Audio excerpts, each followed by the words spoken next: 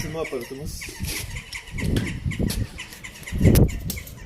Bunu daha çok arkadaşlar kompleks olan lastiklerde kullanıyoruz. Burada yeri var, kanal. Bunlarda daha rahat işlem görüyor.